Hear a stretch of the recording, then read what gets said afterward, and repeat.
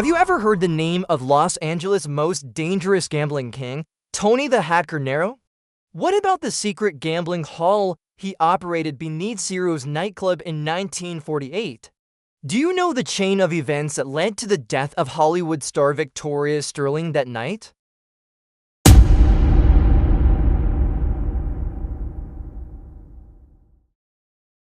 My name is Tony Cornero, but everyone calls me the Hat. I never take off my hat. You see, when it comes to gambling in Los Angeles, I'm the first name that comes to mind. That night, it was a cold March evening.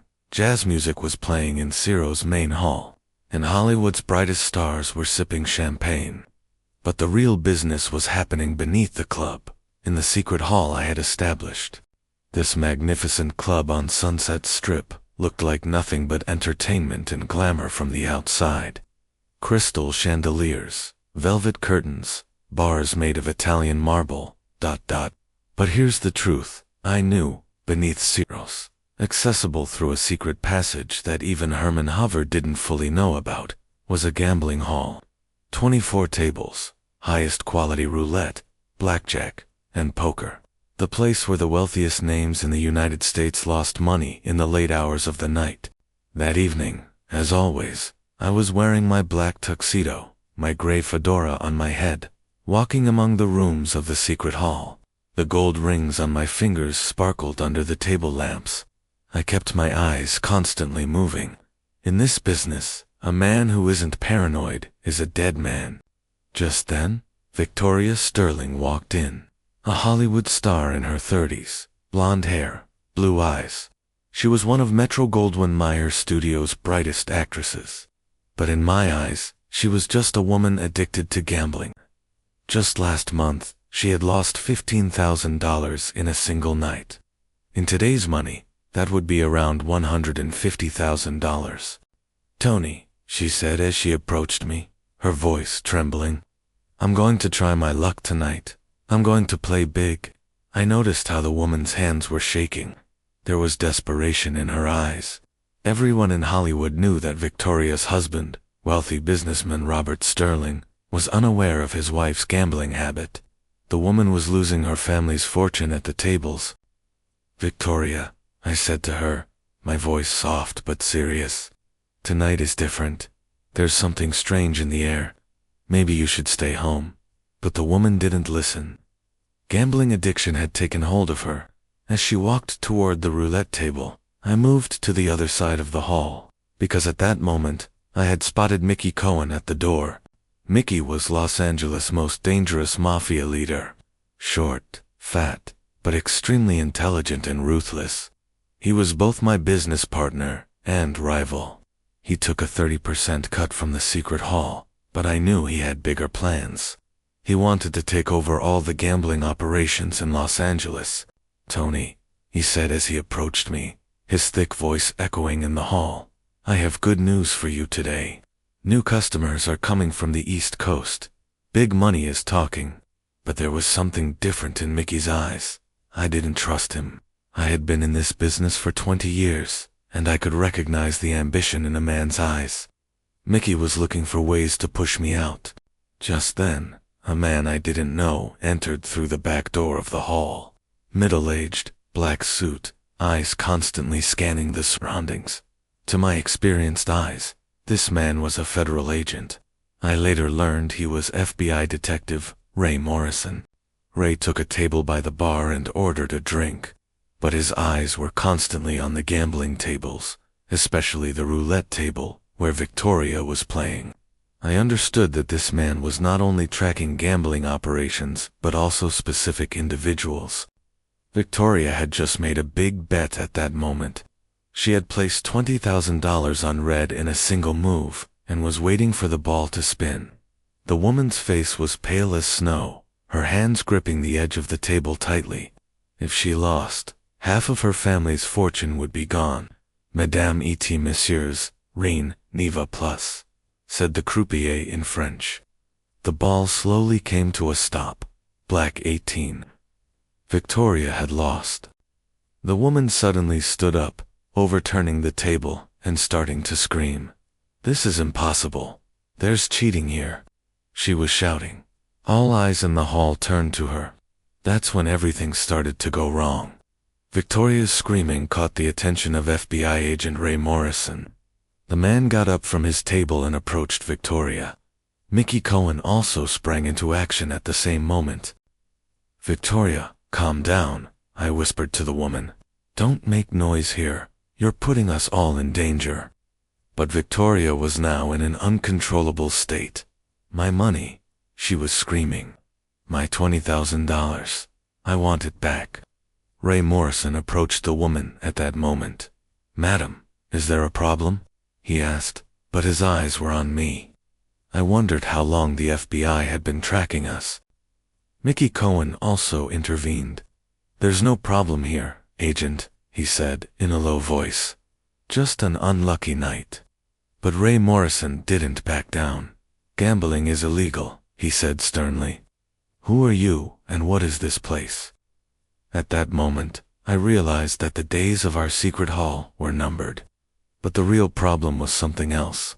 Victoria Sterling was now a threat in Mickey Cohen's eyes.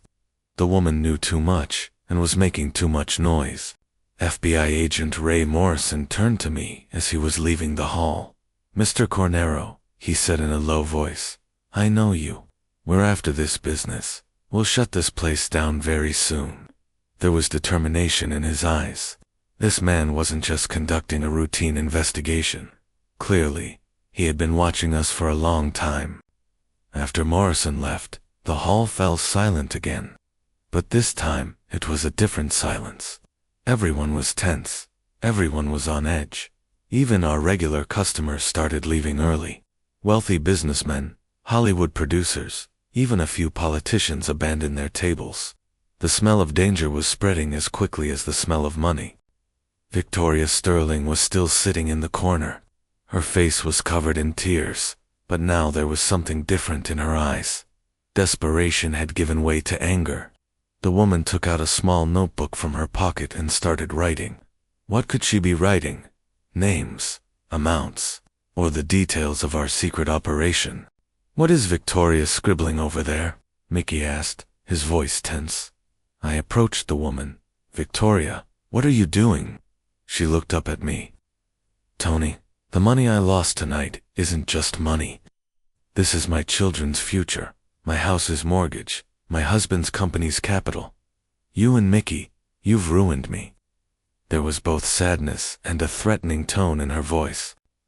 "Listen, Victoria," I said to her, trying to keep my voice as calm as possible. "This is how this business works. You gamble. Sometimes you win, sometimes you lose. Nobody forced you to come here."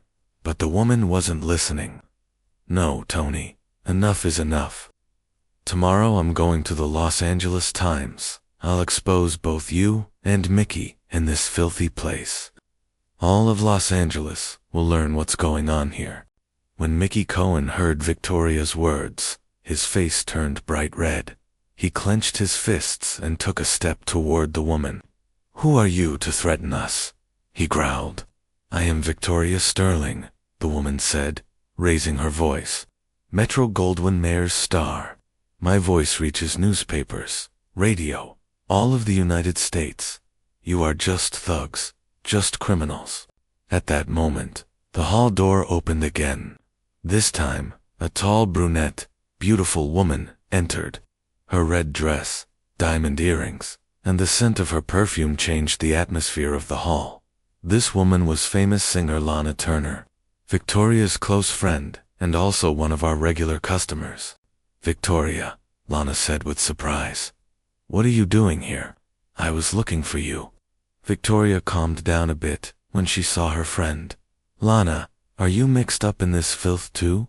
"Victoria, calm down," Lana said as she approached her. "Everyone here knows you, loves you. Nobody will hurt you."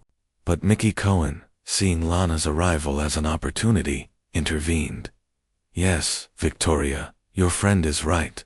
We're family here. We solve problems within the family." Fear appeared in Victoria's eyes. She knew what Mickey meant by solving within the family.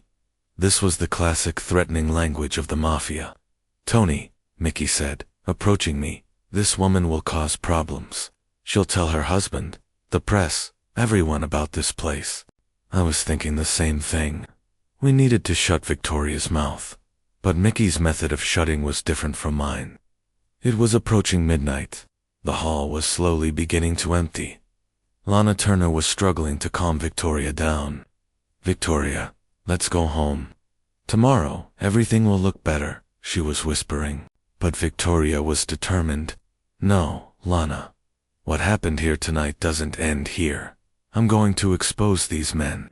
Mickey Cohen seemed to have reached the end of his patience. Victoria, he said in a threatening voice, we're ending these conversations here. Do you understand me? I understand, Mickey, Victoria said, raising her voice. But you don't understand me. I am Victoria Sterling. My voice reaches millions of people. Tomorrow, all of the United States will learn what's going on in Los Angeles. Just then, Ray Morrison entered through the back door of the hall again. This time he had 2 more FBI agents with him. They were all armed, and definitely meant business. Nobody move, Morrison said loudly. Federal investigation. The hall was suddenly enveloped in icy silence. Lana Turner screamed in fear. Mickey Cohen reached for his pocket, but the agents' guns were pointed at him. Put your hands where I can see them, Morrison said. Mr. Cornero, we've been looking for you for a long time. At that moment, I realized this wasn't just a coincidence. Victoria Sterling's outburst tonight could have been part of the FBI's plan. Was the woman here to expose our operation? Victoria, I said, looking at her, you? Yes, Tony, the woman said. She wasn't crying anymore. There was victory in her eyes. I'm working with the FBI. My husband, Robert's suspicions, my gambling addiction. It was all an act. To expose your filthy business. Mickey Cohen had gone mad. You bitch, he screamed. You set us up. But Victoria Sterling was no longer afraid. Yes, Mickey, I set you up. And it worked beautifully. Now both you and Tony and this filthy place will be history. That's when everything went to hell. Mickey Cohen, unable to control his rage, drew his gun. The FBI agents sprang into action, but Mickey was faster than them. I'm sorry, beautiful lady, he said in a cold voice, but you know too much. Mickey, stop, I shouted, but it was too late. A single gunshot echoed between the stone walls of the hall. Victoria Sterling, one of Hollywood's brightest stars, lost her life in the secret hall beneath Ciro's nightclub. That night, one of Los Angeles' biggest gambling operations came to an end. FBI agent Ray Morrison conducted a major raid the next day. The secret hall was closed. Many people were arrested. I managed to escape, but Mickey Cohen was caught. Victoria Sterling's death was officially recorded as a heart attack. Hollywood had lost another star, but only a few people knew the truth. And that truth remained in that secret hall beneath Ciro's nightclub. 7 years later, in 1955, in Las Vegas. While gambling at the Stardust Casino, I also died of a heart attack. But what happened that night, in that secret hall, is still in my dreams.